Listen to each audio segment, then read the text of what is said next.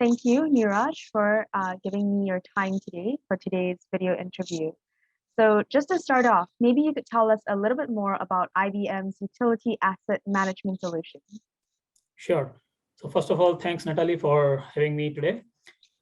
And regarding asset management solutions, you might be aware that IBM Maximo is our flagship product for asset management. And it has been a leader in the asset management space for more than 3 decades. And utilities is actually one of our key industries that we focus on. And we have several solutions which helps customer to achieve their asset management objectives. So as part of our Maximo application suite, we offer Maximo for utilities industry solution along with asset performance management capabilities, which includes, for example, Maximo Monitor, Maximo Health, and Predict. And these solutions can be deployed either on-prem or on cloud. We also have vegetation management, which is quite important for utilities. And with Maximo Special integration, we provide GIS information within Maximo for better visualization and decision support to our customers in utilities industry. So that's more of a brief about our asset management solutions for utilities industry. Right. Okay. Thank you for sharing that. So in the current industry climate, we see that utilities are struggling more and more with topics such as aging infrastructure and an aging workforce. Yep. So how, in your opinion, can these utilities find their balance as well as an optimal mix of cost and risk as well as performance through an asset's life cycle? Yeah, that's a really good question because it brings up the challenge most utilities around the world are facing today. So in order to handle this challenge, what they need to do is to invest in right technologies so they can identify and plan for, say, asset replacements without increasing the risk of asset failure and hence the downtime. So they should actually use asset criticality and the risk analysis considering, say, other parameters like, say, asset age, or because you're talking about aging assets and also their current condition. So not every asset deteriorates in the same fashion.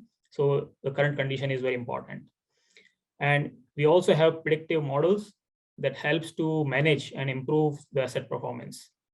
So if we are able to manage, say, asset risk and performance, cost can also be controlled, right? As we know that if we can avoid or reduce, say, unplanned downtime, then we can reduce the overall cost up to, say, up to 5 times, because the cost of doing a reactive maintenance or a breakdown maintenance could be up to, say, 3 to 5 times more than the planned maintenance, right? So we can, reduce that and then, gain those cost benefits. So cost can be controlled. So another important aspect is retaining the knowledge of the aging workforce. So the other point you mentioned is workforce, right? So the aging workforce, the knowledge goes away when the people retire or leave the company. So how do we handle that, talent part? So because the new generation that is coming in, they do not have, say, enough experience to deal with difficult situations.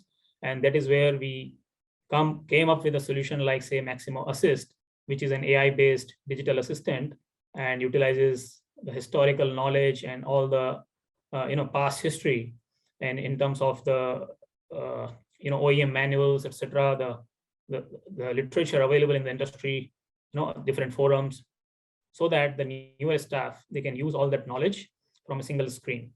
They can ask questions in natural language. So we do support natural language processing, and also technologies like AR and VR, wherein they can seek expert advice remotely. So by using all these newer technologies, right, we can manage maybe the challenge that we face with this aging infrastructure and the aging workforce. Right, that's very interesting. Are there any examples or case studies of utilizing these technologies that you can share with us? So that's a difficult one, I would say. The reason we have lots and lots of clients, especially in utilities industry around the world. As I mentioned before, this is our largest industry segment that we cater to.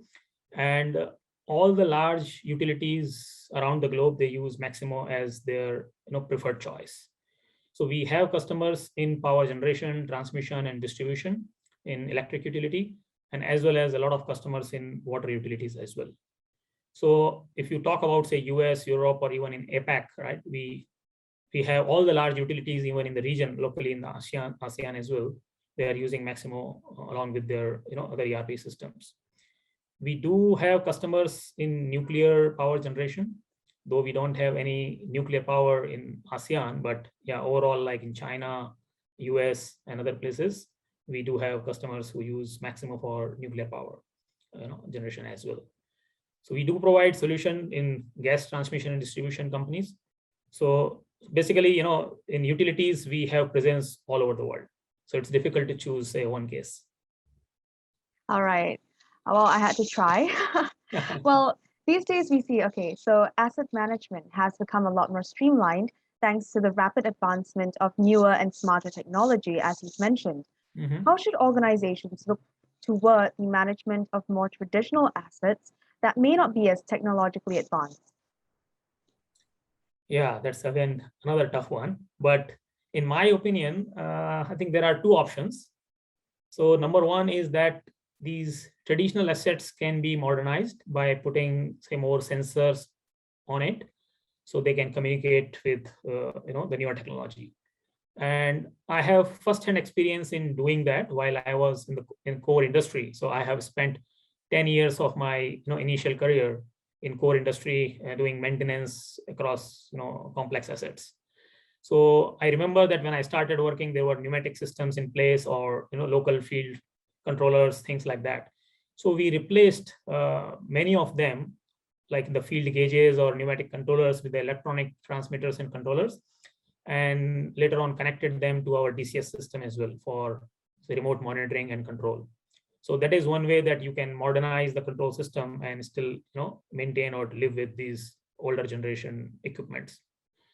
If it is not possible for whatever reason, then I think the only other option is to plan for their replacement as they come near to end of their, say, useful life.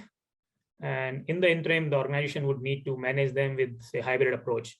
Like there are other non-continuous monitoring technologies or that you can use, say, handhelds to carry out the inspections. And then you can feed the data into the more advanced systems, maybe in a batch format. So if you are unable to do, say, online monitoring and control, then that's the other option you have. Yeah. All right. So when it comes to the implementation of these newer, smarter asset management solutions, say to replace traditional assets, how how do you deal with some of the challenges that may be associated with them? What are they, and how do you deal with them? Okay. So I'll share, my experience as well, because the second half of my career, after when I came out from the industry, I spent in consulting and doing implementation of several or different technologies, or doing assessments for customers across industry, utilities being one of them. So the implementation of asset management solution actually starts with, say, identifying the key requirements and then selecting a solution which can not only meet these identified requirements, but also bring in the industry best practices. So that is the first challenge, I would say, to identify and select the right solution, because it should not only meet your current requirements, but also the future requirements. The reason when we invest in solutions like asset management, we look forward for, say, 10 to 20 years using such solutions. So the design should consider all your future requirements as well, and you should have a pathway to go to the next maturity level. So you should look at or evaluate the leading best of breed products when you select any product to meet those requirements. The other important aspect in implementation is selection of your, say, implementation partner. So it is very crucial, because working with an experienced system integrator or implementation partner with the right domain knowledge is very crucial for success of any project. And last but not the least, I would say that deep involvement of customers' own core team or the SMEs into the project and deploying them full time is key to the success. So I have been in that situation as well. When I was in the industry, my first interaction with a formal EAM system was from the other side of the table. So I was part of the core team, and I was deployed. away from my normal day-to-day duties, and I was 100% focusing on the project, like the implementation project, because that is where you can bring in the best mind available in the industry or within your company, at least if you're not hiring from outside, to design the system which will last or serve you for next, say, 10 to 20 years. So those are, I think, the key important aspects one should keep in mind when deciding to go on an implementation journey. So looking inward, when a company is looking at designing the system, when a company is looking at analyzing its assets, how does it assess also its current position with regards to its asset management and identify gaps in the capabilities that it has? Yeah. So that is normally part of any implementation project where we call it like, say, fit gap analysis. And now with the release of, say, ISO 55000, which is the first, say, asset management standard, right? It's the ISO standard. There are certified auditors, and many companies take that approach that they basically, get that study done or assessment done based on ISO 55 recommendations, and then they decide what are the gaps in the systems or the processes, functions, and then they take that as the starting point in terms of moving forward. Most important things to understand here is that doing or implementing asset management actually is a journey, right? So it doesn't start and finish like just as a one project. It goes for years. So when you start, depending on wherever you are in your maturity curve, it takes a while to reach to the destination in terms of the vision, where we say it is like, say, optimized asset management or financially optimized, or the world of, say, predict, right? So where you are able to predict the failure and do the asset management in the optimized way. So it's a long journey, I would say. So one must start with, of course, their current situation, and then have a roadmap to reach the destination. Right. And in this roadmap, how do you identify potential key differentiators in, say, asset management solutions? So asset management is actually a fundamental building block, right, that allows us to apply, say, modern best practices for managing assets. Because ultimately our end objective is to maximize our return on assets and use those assets, right, to maximize their lifespan as well, right? So we should try to run the asset as long as we can, throughout its useful life before we dispose it off. So some of the aspects that we should look at is whether the solution that we are choosing caters to my specific industry needs. So there is a core solution, I would say, which definitely everyone requires. So the basic, blocks everyone would need. But then there are very specific, requirements from each industry, for example, utilities, right? Versus if I talk about, say, oil and gas, right? So we should look at the asset management solutions when we are evaluating them, that can it cater to my specific industry, right? What are those differentiators that the solution provides? The other aspect is the ease of integration with your ERP system, because any asset management solution must have an integration with its, say, financial system of the company. So typically the financial systems are managed as part of their, ERP systems, like, say, SAP or Oracle, for example. So integration with those technologies or those systems should be another consideration. And then the deployment flexibility. So as you know, nowadays, a more and more buzz is around cloud. So the businesses are focusing on their, core aspects rather than managing the IT part of it. So the solution should be, offering you flexibility to deploy it, say, on cloud, and then also utilizing the newer technology in terms of, say, mobility or machine learning, AI, etc. So those things are also important.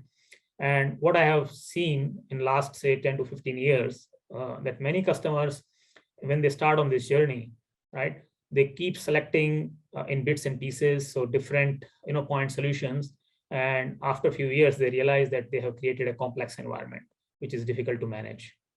So they should look at a system which can cater to their, end-to-end requirements or end-to-end needs, including, say, the basic EAM and the asset performance management as well. because it takes away a lot of challenges integrating different systems which are based on different technologies, different generation, right? So the overall cost of ownership goes up in that case.